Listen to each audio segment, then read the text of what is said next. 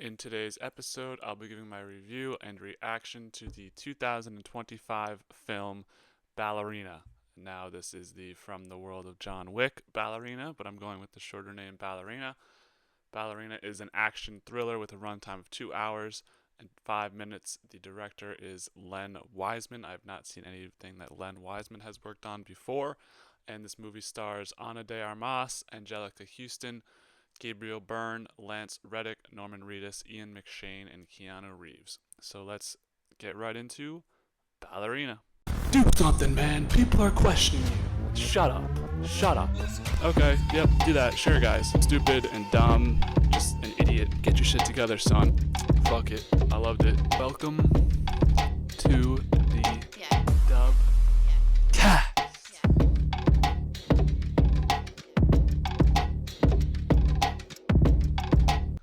Coming into Ballerina, I had decent expectations just because this was from the John Wick universe.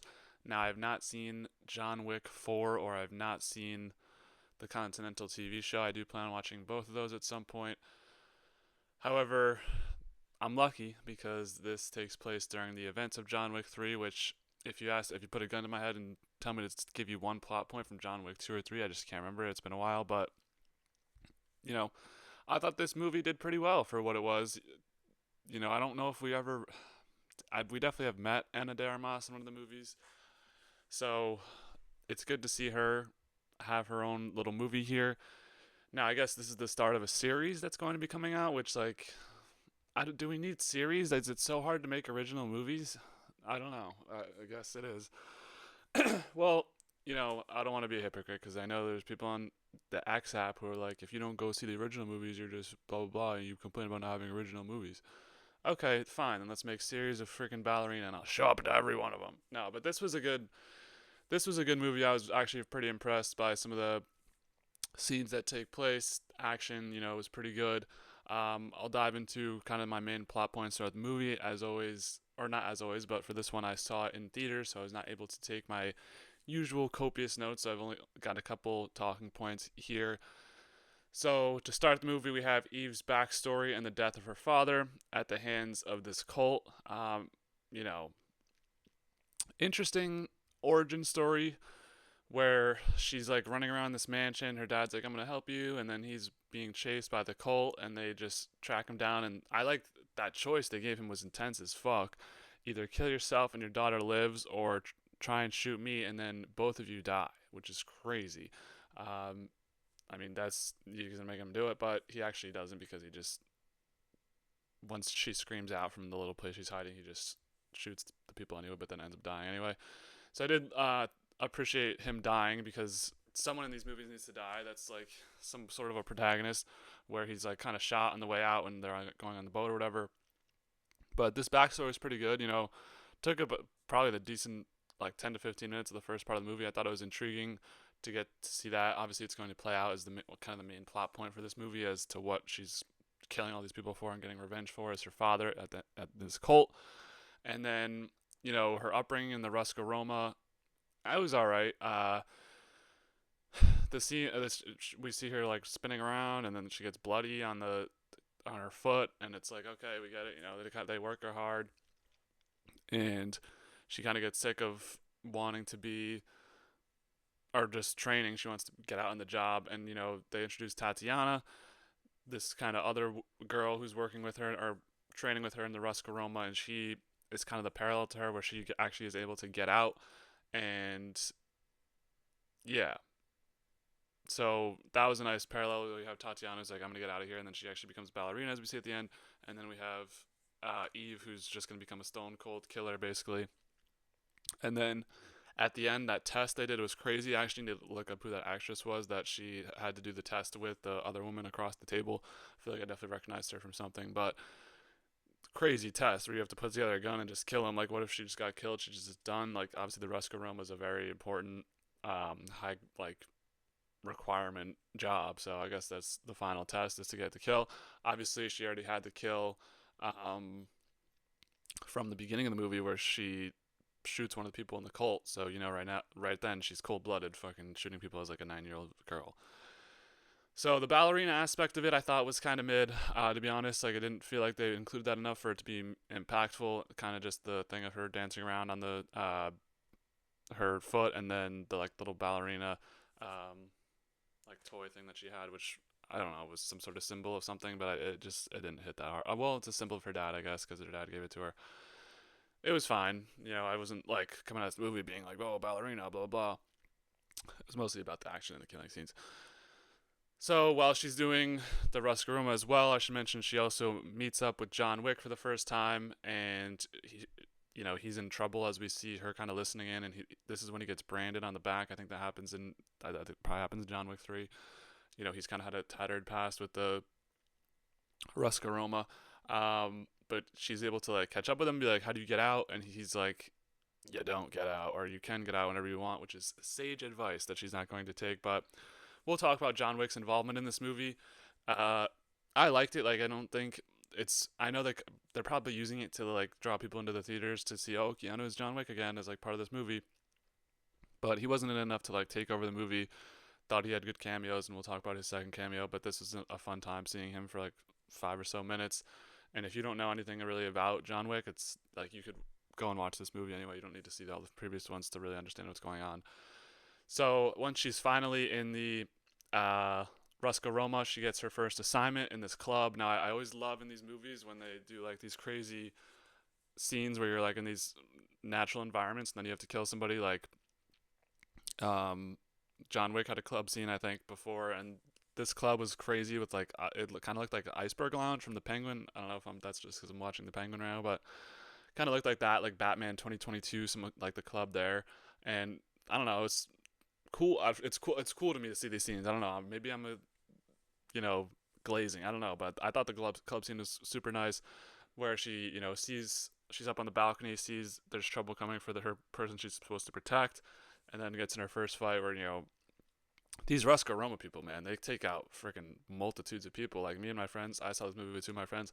We were talking about how many people she probably killed this movie. I was around 75, but one of them said over 100, one of them said 50. I think it's over 75, bro. She was putting in work. So we see that. I like the club scene to start us off. It was like her first contract. I thought that was a pretty strong scene.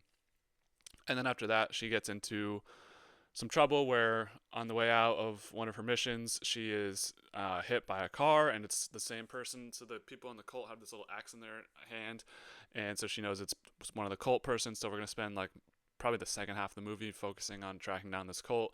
Obviously, she's very offended about them killing her dad and almost killing her. So that's kind of her main motivation to just kill people most of the movie. I mean, it would be probably not as interesting if she was just doing contracts throughout the whole movie. So I do appreciate they, threw in a storyline that means something. Like there was some meaning behind it. So yeah, we finally get to investigate some of this cult. So she's tipped off on a man named Daniel Pine, who's played by Norman Reedus. Funny enough, always classic to see Norman Reedus in any other role other than Walking Dead, where everyone just knows him as Daryl. I don't even like think of him as Norman Reedus. It's always Daryl, but I guess he's also Daniel Pine.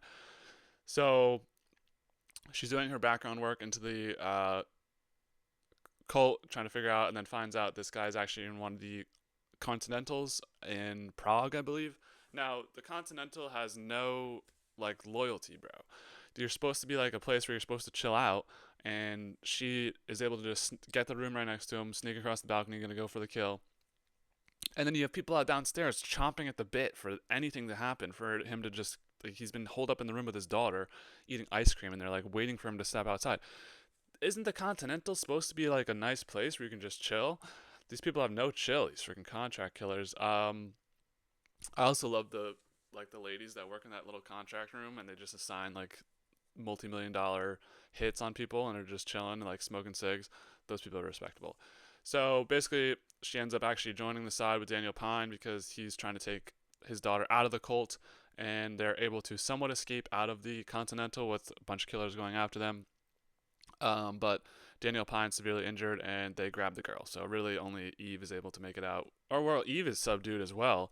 Both they kind of just subdue Daniel Pine and Eve and leave him there, which was one of my bigger questions in the movie: is why don't they just kill Eve right there, and why don't they just kill Daniel Pine right there? But we gotta have a movie, so I'll give it some fluff. But moving on, she of course has a nice classic John Wick scene where they go to the armory slash arms dealer and that shop where she's like, "Can I get a weapon?" And he's like, "What do you want?" And then she takes it to the back room and there's like fucking the most modern AR possible with fucking crazy whatever, everything you'd ever ask for and weapons.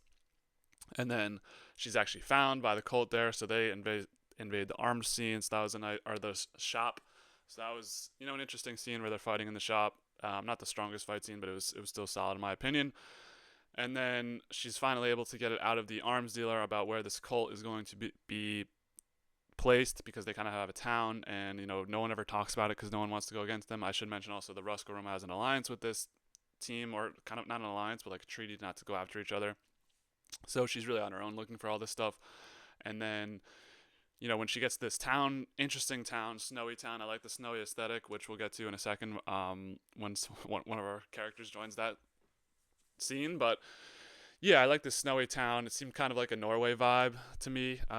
Maybe like an Oslo type thing. It's called Hallstatt or something, I remember. So this is where all the cultists live, and she initially attempts to find the Chancellor, where she's like kind of breaking or she just walks into a restaurant and everyone is staring at her, which is crazy that they have this big of like a town community that everyone knows all the outsiders. So as soon as she enters the town, they're just like staring at her like, oh no, we gotta get inside. Like she's gonna fuck us up. She's here for bad reasons. And then she served like a cup of coffee at a shop, and then all of a sudden people just started attacking her, and including the coffee shop owner who gets locked in the freezer, and then another like MCU rat moment where the rat jumps across the van and then Ant-Man comes back and they save the universe. When the woman's coming out of the freezer, she opens the door and conveniently hits a guy coming after Eve. Now I'm sure Eve could survive that, but that just felt like, a little convenient there. Have to call for what it is, guys. But continuing on, she's killing off more and more people, becoming more isolated, trying to get to the Chancellor, and then we get this big reveal that didn't really do much for me, to be honest. Well, at the beginning of the movie, her father mentions something about her sister being gone, and seemingly I thought she was just dead, but no, her sister is actually one of the lead women in the cult who we've seen kind of chase her around. She was at the Continental. It is Lena and Eve are sisters, which has no impact in the movie because they share like 5 minutes together, and Eve like doesn't even trust her still, and then she dies. We also learned that Pine is the Chancellor's son, which makes sense as to why they wouldn't kill him now. And he just kind of saw what was going on in town and tried to take his daughter out of it. But yeah, I mean, I don't know.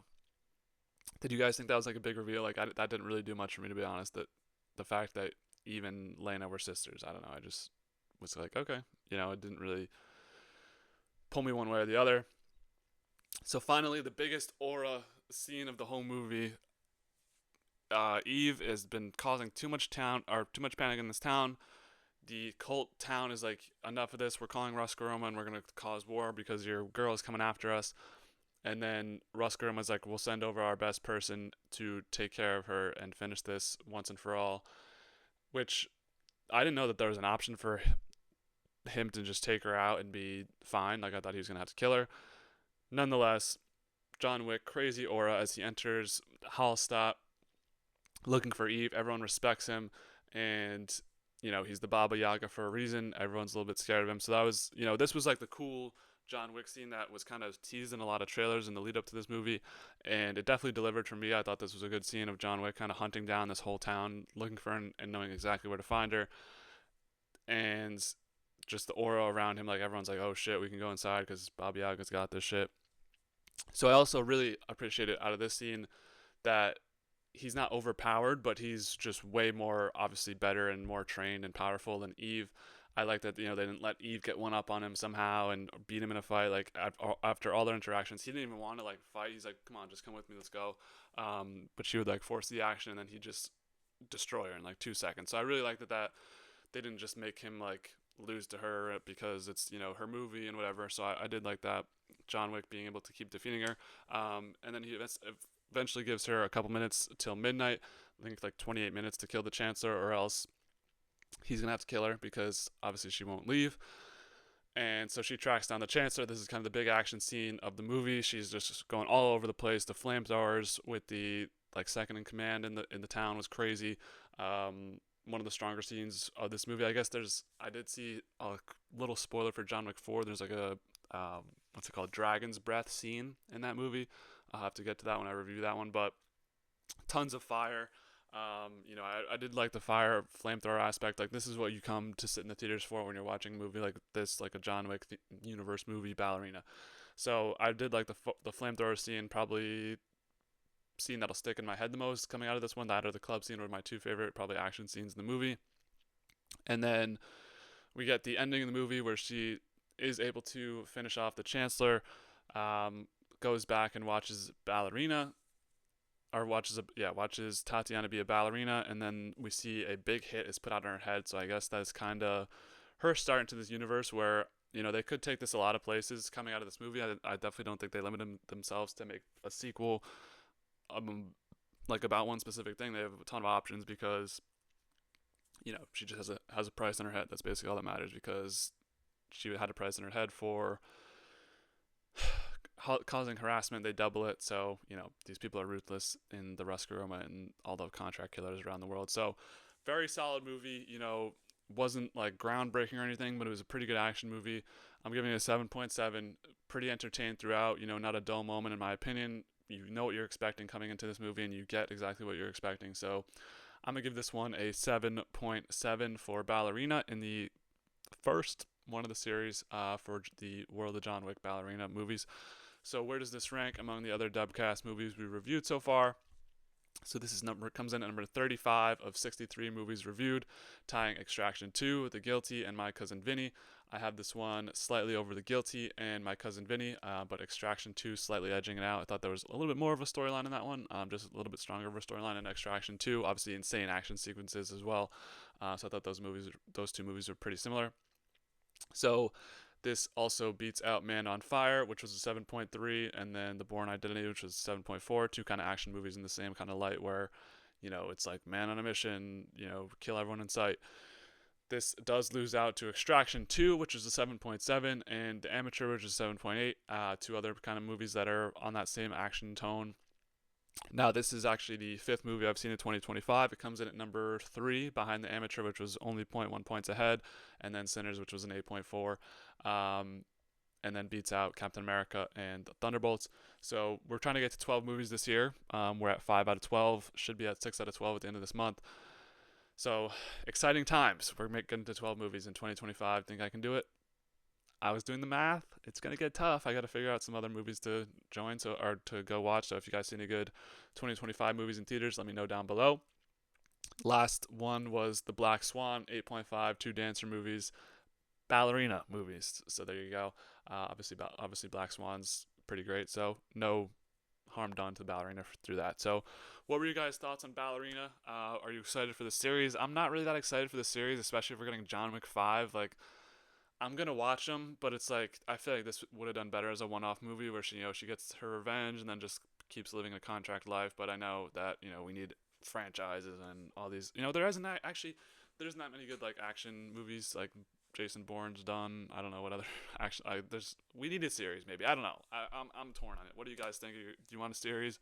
Do you want a trilogy? Do you want a quintrilogy? Whatever the fuck, 5 quadruple, whatever 4 or 5 movies is like the John Wick has. But yeah, what were your thoughts on Ballerina? Am I too high? Am I too low on it? I thought it was a solid movie for what it was. But all 3 of me and my friends were pleasantly surprised when we saw this movie. We thought it was better, we thought it was better than expected coming on arrival. So that's where I'm at on Ballerina 2025. That'll wrap up this movie review. I expect more movie reviews, TV show reviews, and sports in the future. It's the DubCast. We're on the grind. So appreciate all of you out there staying to the end of the video. If you want to subscribe, feel free to do so. Like, dislike, feel free to do so. Comment, disagree with me. I actually love the comments that I've been getting lately. So it's been good to talk with you guys about what you like, what you didn't like. Did you share the same opinion as me? Did you not? So please feel free to do anything you want. Comment, like, subscribe. So as always, be easy, y'all.